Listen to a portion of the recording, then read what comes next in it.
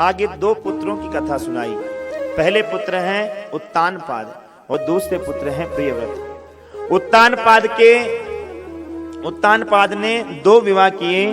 एक पत्नी का नाम है सुनीति और दूसरी पत्नी का नाम है सुरुचि।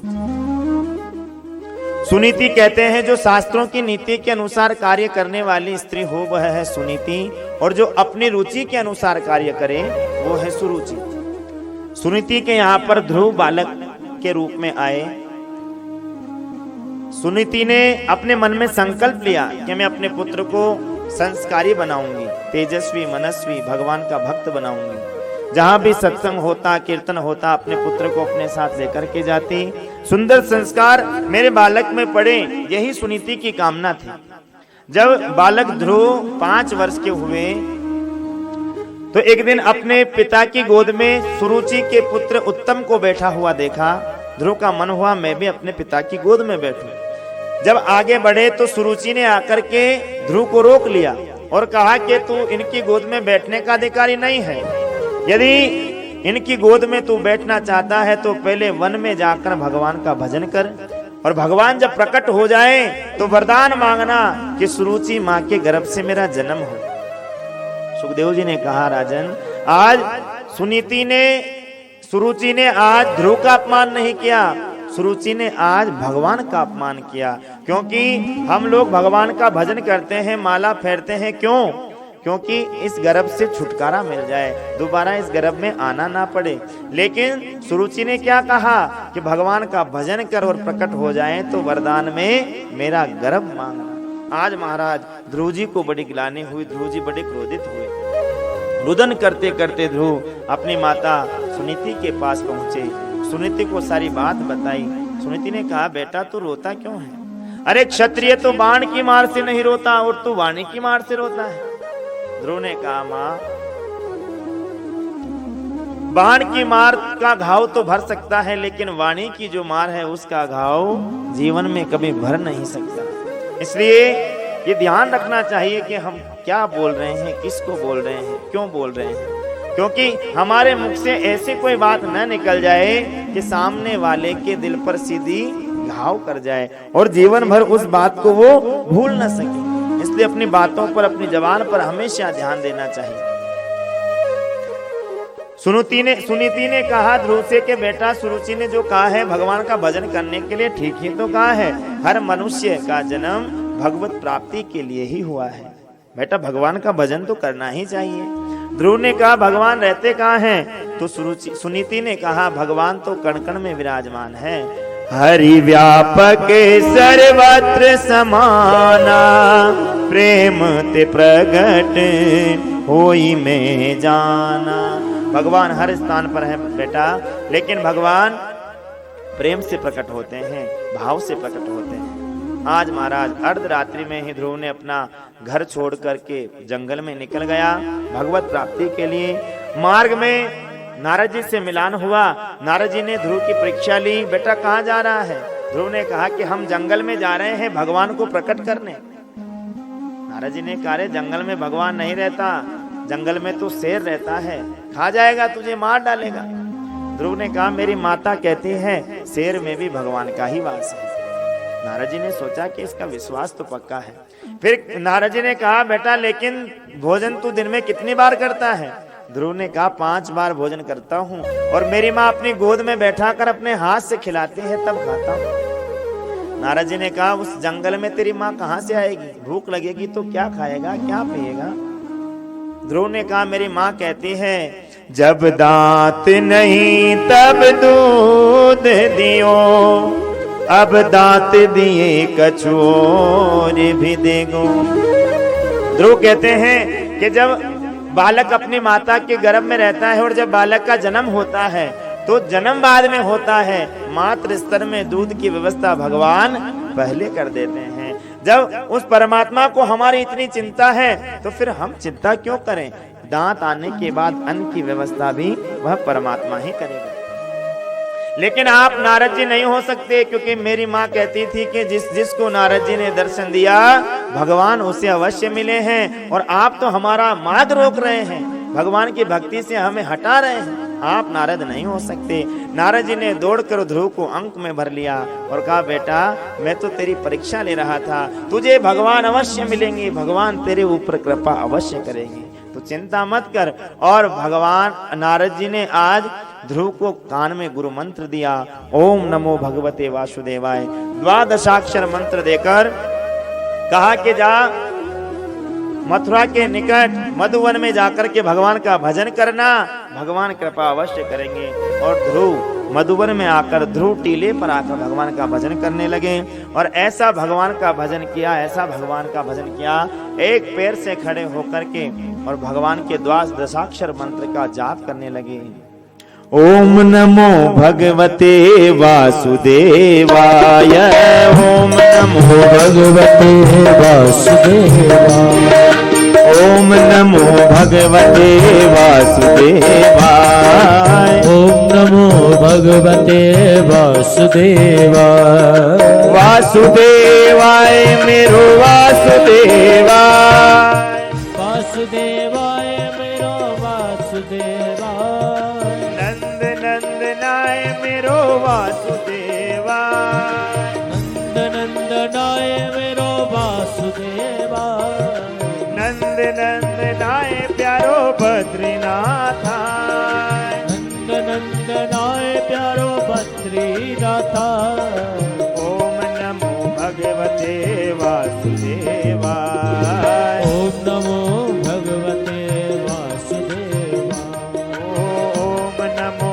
भगवते वासुदेवाय, ओम नमो भगवते वासुदेवाय।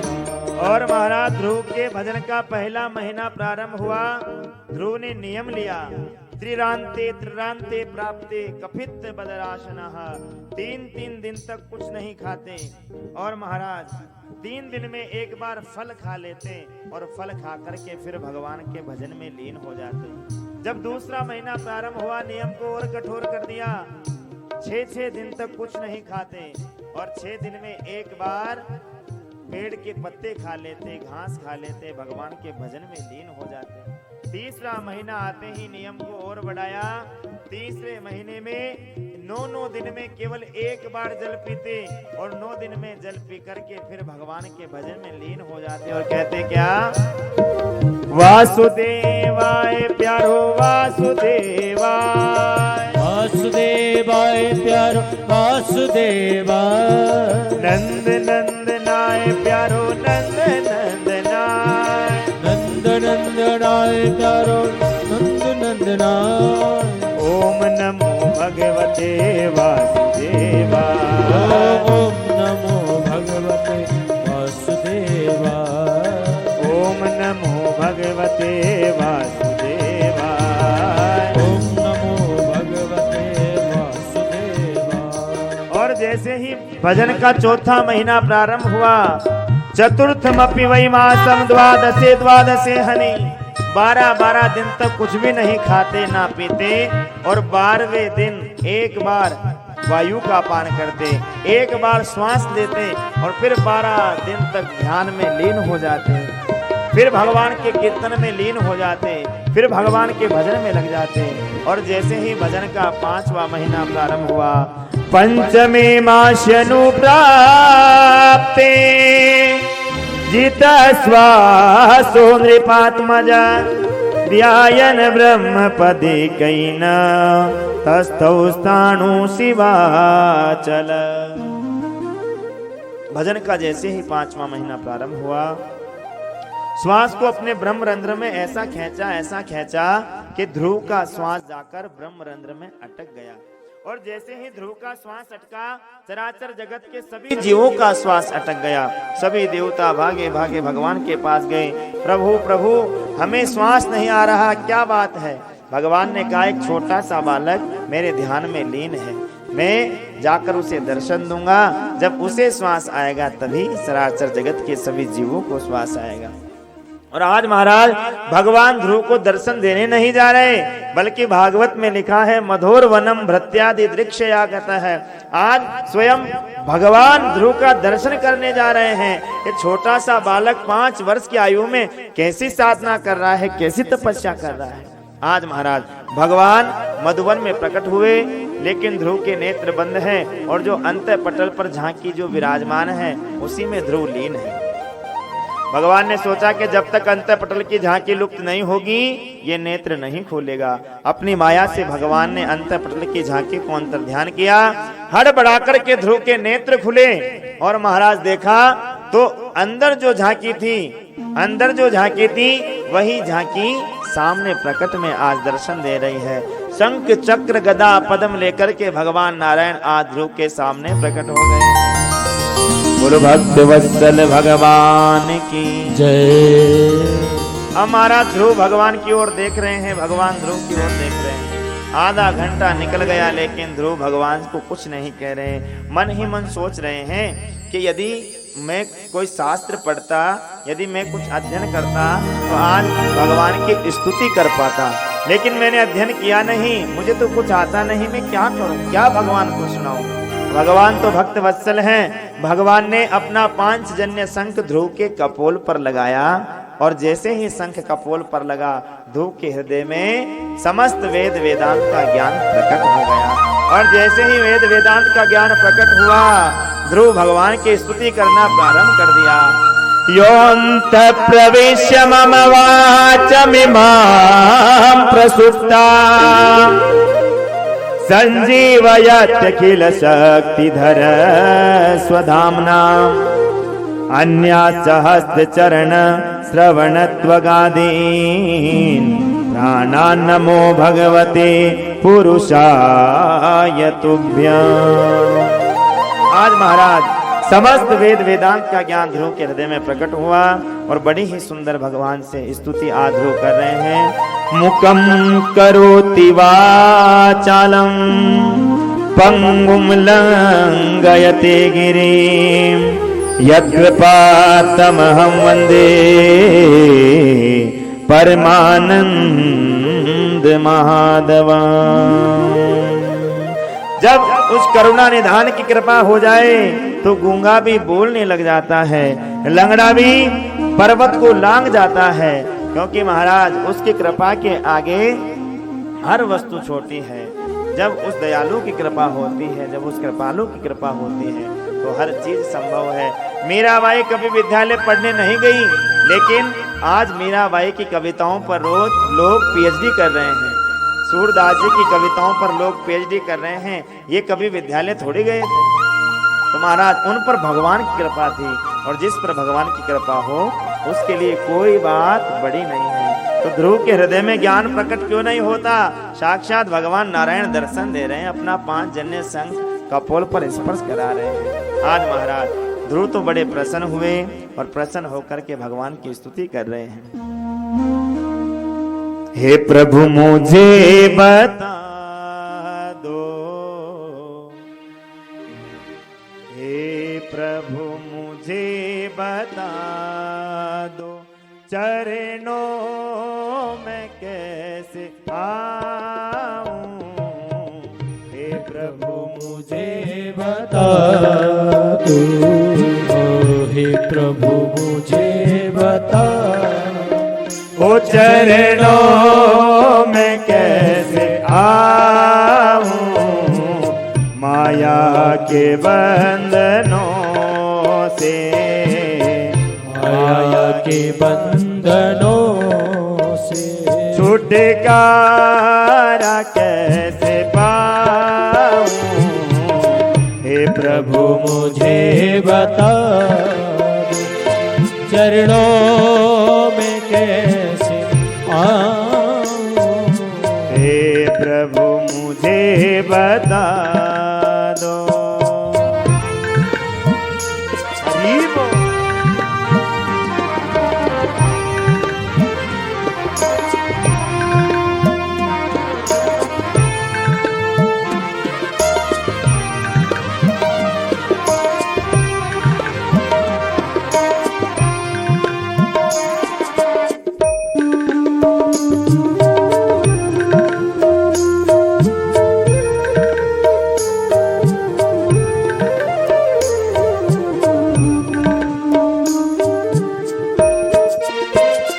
ना जानू को अज्ञानी हूँ मैं भगवन न जानू कोई पूजन, अज्ञानी हूँ मैं भगवन। ना जानू कोई पूजन, अज्ञानी हूँ मैं भगवन। ना जानू कोई पूजन, अज्ञानी हूँ मैं भगवन। करना कृपा दयालु, करना कृपा दयालु, करना कृपा दयालु, करना कृपा दयालु। इसे कैसे मैं दिखाऊं, हे प्रभु मुझे बता दो, हे प्रभु मुझे बता दो। चरणों में कैसे आऊं, हे प्रभु मुझे बता दो, हे प्रभु मुझे बता दो। हरि बोल, ताल बजा के जाओ। बद्री नारायण भगवान की।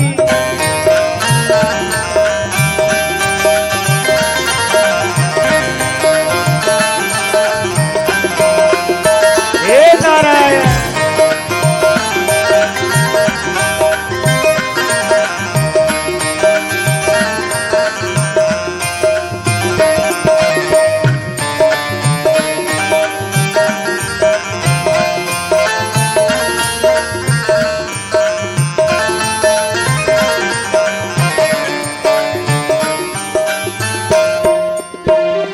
मैं हूँ पतित स्वामी, तुम हो पतित पावन। मैं हूँ पतित स्वामी, तुम हो पतित पावन। मैं हूँ पतित स्वामी, तुम हो पतित पावन। मैं हूँ पतित स्वामी, तुम हो पतित पावन। अवगुण भरा हृदय मेरा, गुण भरा हृदय मेरा, अवगुण भरा हृदय मेरा, गुण भरा हृदय मेरा। इसे कैसे मैं दिखाऊं, हे प्रभु मुझे बता दो, हे प्रभु मुझे बता दो। चरणों में कैसे आऊं, हे प्रभु मुझे बता दो। हरि बोल।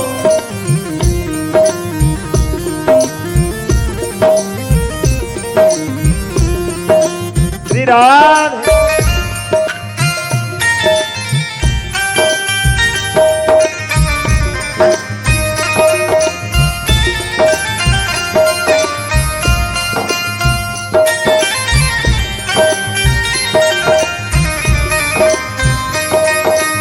हे नारायण,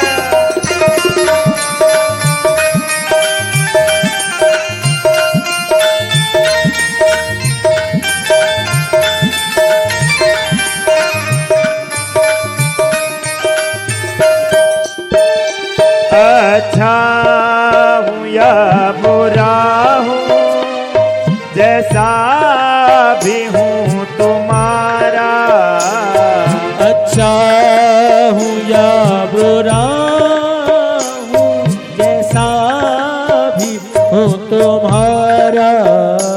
अच्छा हूँ या बुरा हूँ, जैसा भी हूँ तुम्हारा। अच्छा हूँ या बुरा हूँ, जैसा भी हूँ तुम्हारा।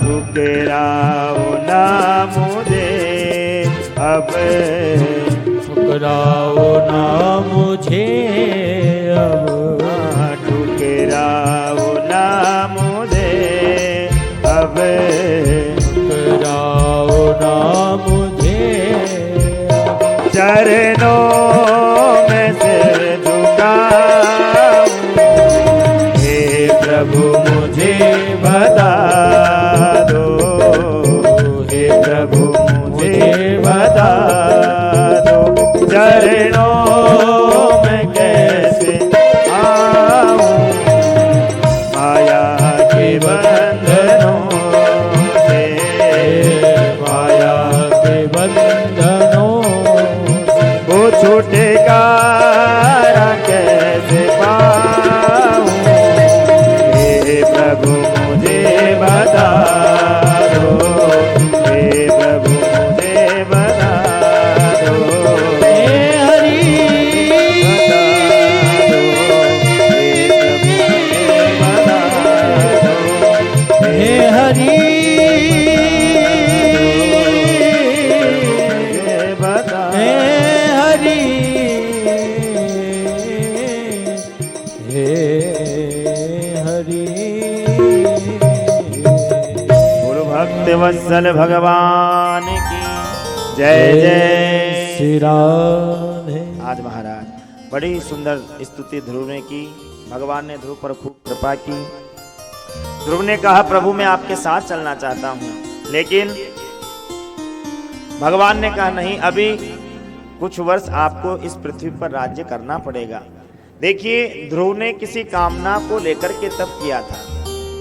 यदि निष्काम भावना से तप करता तो भगवान शायद ध्रुव को अपने साथ लेकर के जाते, लेकिन ध्रुव के मन में ग्लानि थी। अपनी माता सुनीति ने उन्हें कहा था कि जंगल में जाकर के भगवान का भजन करना, और जब प्रकट होकर भगवान दर्शन दे तो वरदान मांगना कि सुरुचि मैया के गर्भ से मेरा जन्म हो। इसलिए भगवान ने कहा पहले अभी आप जाकर के अपना राज्य संभालो, और ध्रुव इस पृथ्वी पर 36,000 वर्ष तक राज्य किए। अंत में जब ध्रुव के जाने का समय आया, भगवान का विमान ध्रुव को लेने के लिए आया। मृत्यु देवी के सिर के ऊपर पैर रख करके ध्रुव विमान में विराजमान होकर के और भगवत धाम चले गए। बोलो भक्त वत्सल भगवान की जय। इस प्रकार महाराज जब उत्तान पाद